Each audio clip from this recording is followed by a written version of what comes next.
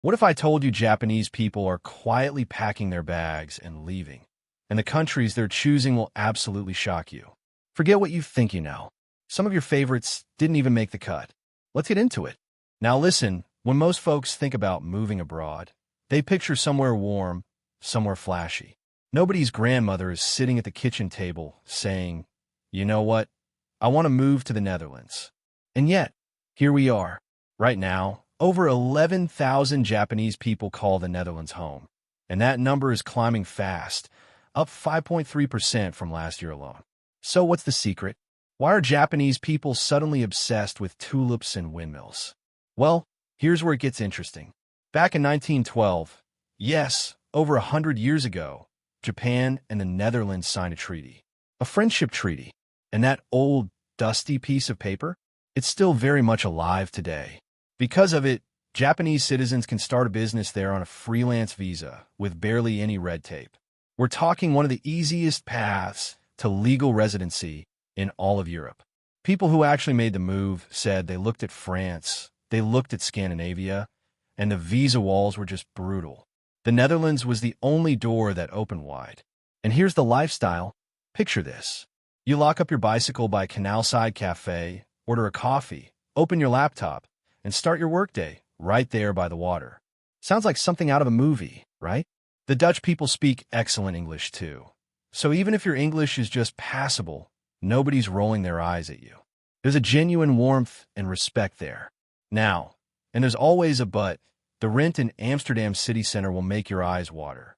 A 40 square meter apartment that's barely bigger than a decent hotel room runs between $1,600 and $2,200 a month. That's the one catch. But for folks who can work remotely or run a small business, the Netherlands might just be Europe's best-kept secret. All right, Switzerland, land of the Alps, luxury watches, and the finest chocolate you've ever tasted in your life. Just looking at pictures of those snow-capped mountains makes you want to sit down with a cup of something warm and just breathe. Over 12,000 Japanese residents live there. And honestly, can you blame them? Now before you say it, yes, Switzerland is expensive, almost comically expensive. A Big Mac meal costs the equivalent of about $14. A simple cafe coffee? About $5.50. You'd be sitting there sipping your latte thinking, this better be the best coffee of my entire life. But here's what the travel brochures conveniently leave out.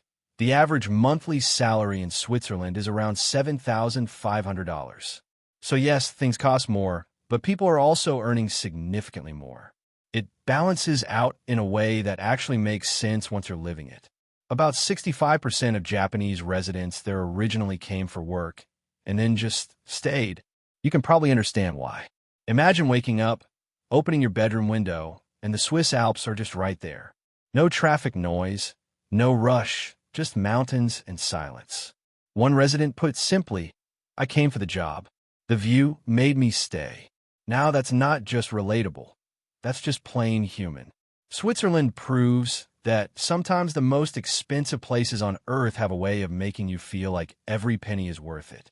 If you ever get the chance, even just to visit, go. Just maybe leave the credit card at home. If there's one country on this entire list that seems almost too perfect to be real, it's New Zealand. And the numbers back that up completely. 21,471 Japanese people currently live there. And get this, it's the fastest growing destination in the entire top 20, up 5.7% from last year. But what's even more telling, 58% of Japanese residents there are permanent residents. Once people move to New Zealand, they don't come back. That's not a travel destination. That's a forever home. So what's the pull? Let's start with the practical stuff. New Zealand ranked #1 in the world for 4 consecutive years on the World Bank's Ease of Doing Business Index. You can register a company online for the equivalent of about $90. $90.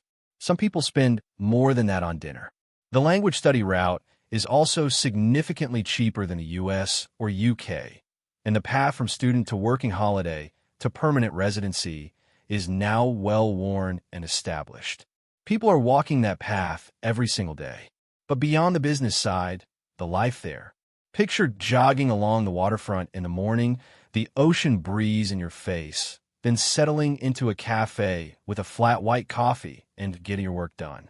No honking, no crowds, no subway smell, just clean air and open space. It's the kind of life that makes you realize you didn't know what relaxed felt like until you got there. New Zealand doesn't just offer a place to live. It offers a completely different pace of being alive. And once you taste that, coming back feels almost impossible.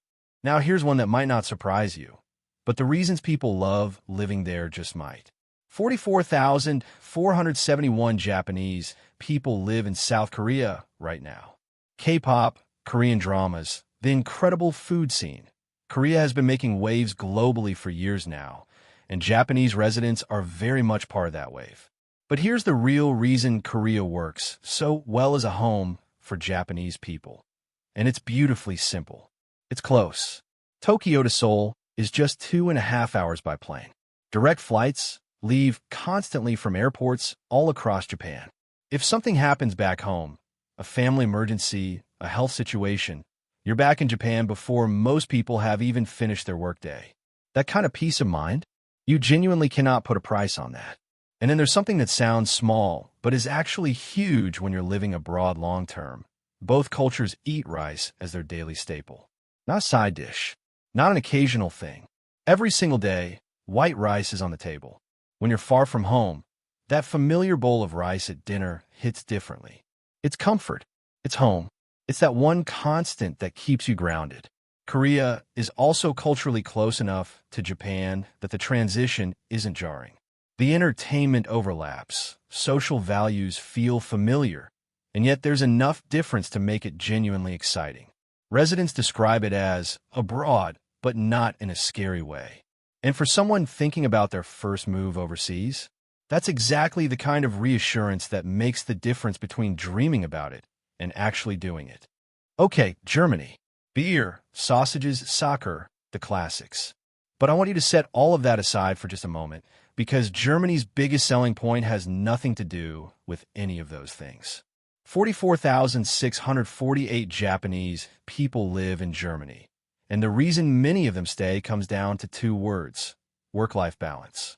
Germany is an economic powerhouse, one of the strongest economies in the entire world. And yet, Germans work 36 to 40 hours a week, take 20 to 30 days of paid vacation annually, and actually use every single day of it. Not just on paper, in real life. On Sundays, supermarkets close. The whole country just rests. Together. Now, for anyone who spent decades working long hours, pushing through, giving everything to a career, hearing that might feel like a fairy tale. But it's just Tuesday in Germany. And the rent? In a city like Dusseldorf, which alone is home to 7,000 Japanese residents, a spacious 2-bedroom apartment runs about $950 a month. Compared to major U.S. or Japanese cities, that's almost hard to believe. There are 19 Japanese schools across Germany, one of the highest concentrations in the world, which makes it significantly easier for families with children to make the move without disruption. One resident's words stuck with me. After work, I grab a beer, sit in the park, and that's the evening. At first, I didn't know what to do with myself.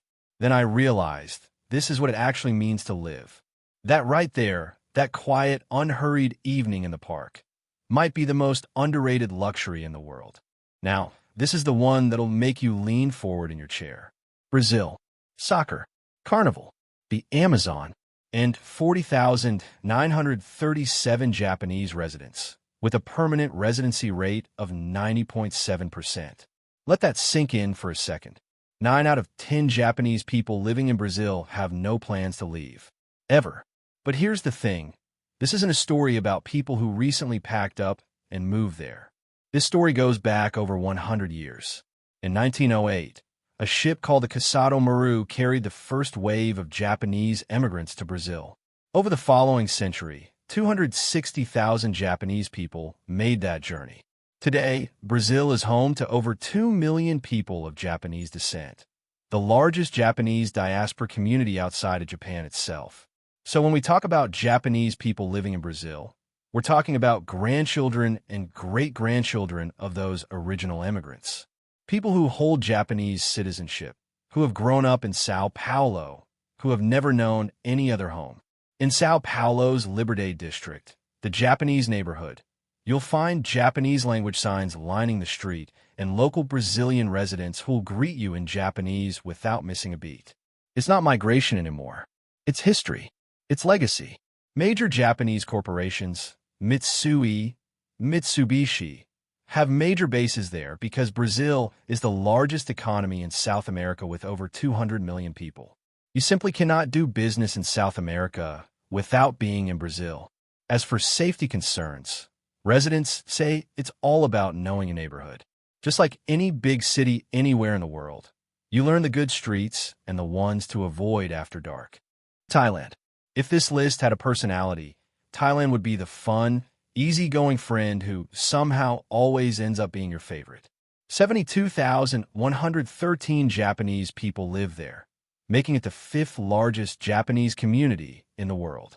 Bangkok alone is home to over 50,000 of them. In a city of 10 million people, 1 in every 200 is Japanese.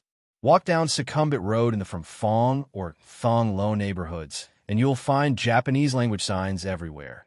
Japanese supermarkets, Japanese restaurants, even familiar chain eateries for back home.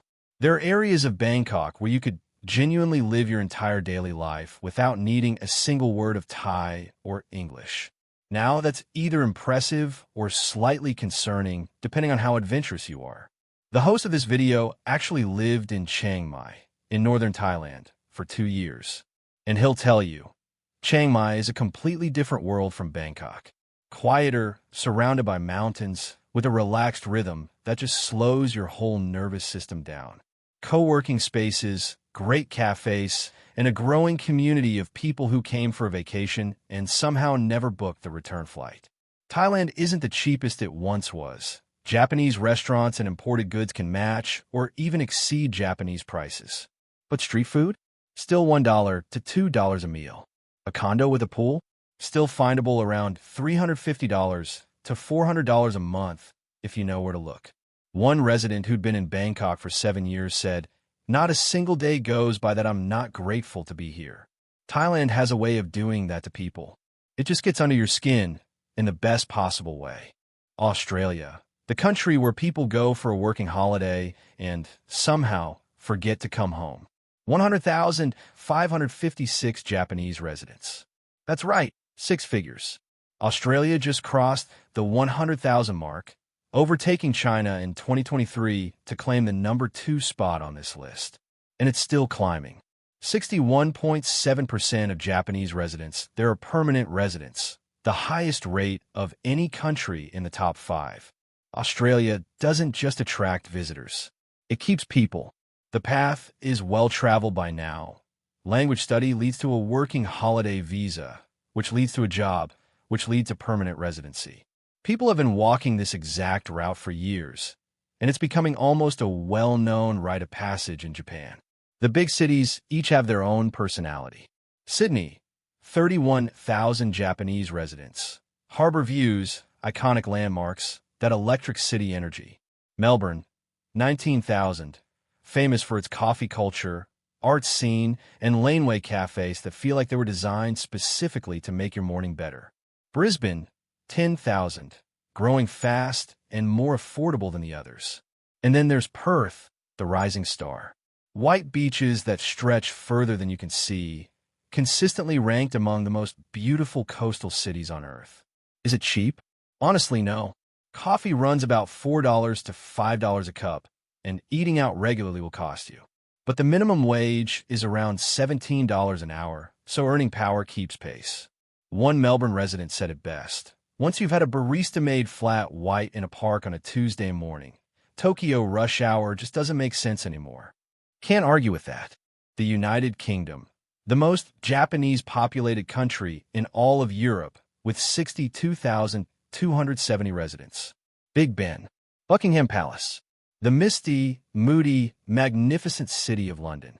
Now, the numbers are technically down 2.8% from last year. Brexit hit hard. The visa rules changed after the EU departure. The pound stayed strong, and prices went up. The classic triple punch that makes accountants nervous and dreamers reconsider. And yet, 30,000 of those residents are permanent. They looked at all of that and said, still, I'm staying. Why?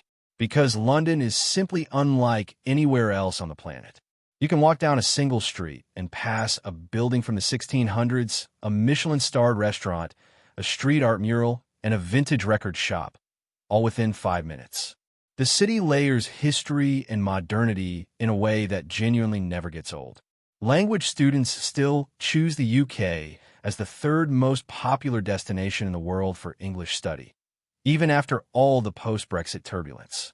One long-term resident described it with a laugh. London is inconvenient. The weather is genuinely terrible. I complain about it constantly, but I am never, ever bored. And honestly, that might be the most honest travel review ever written. Boredom is a slow killer, and London has a cure for it on every single corner. The UK isn't for everyone, but for the people it is for, it holds on tight and never quite lets go. And here we are. Number 1. By a margin so wide it doesn't even feel like a competition. 416,380 Japanese people live in the United States. That is nearly 4 times the number living in second-place Australia. To put that in perspective, that's roughly the entire population of a mid-sized American city, all Japanese spread across this country. Los Angeles, 64,000. New York, 38,000. Honolulu, 23,000. San Francisco, 20,000. There are 90 Japanese schools and supplementary education schools across the U.S. At this point, it's not just a community. It's a civilization within a civilization. 56% are permanent residents. But unlike Brazil, where it's nearly all permanent, the U.S. has a healthy mix. Expats, students, entrepreneurs, retirees, artists, engineers. Every type of person, every reason to be here. So why America above everywhere else? Opportunity. Raw, relentless, world-class opportunity.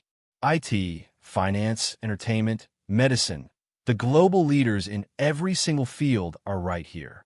If you have a dream, and I mean any kind of dream, America has the infrastructure to support it. California's climate draws people in ways that are hard to explain until you've felt it. That wide blue sky, the warm, dry air, the sense that anything is possible just because the sun is shining. Is it perfect? Absolutely not. Healthcare costs here are genuinely staggering. Call an ambulance, and a bill alone might give you a second emergency. Without solid insurance, it's a tough game. But one resident said something that stays with you. America has inconveniences. It has injustices. But there is an energy here that says you can become anything. I never felt that anywhere else. And for a lot of people, that feeling alone is worth the flight.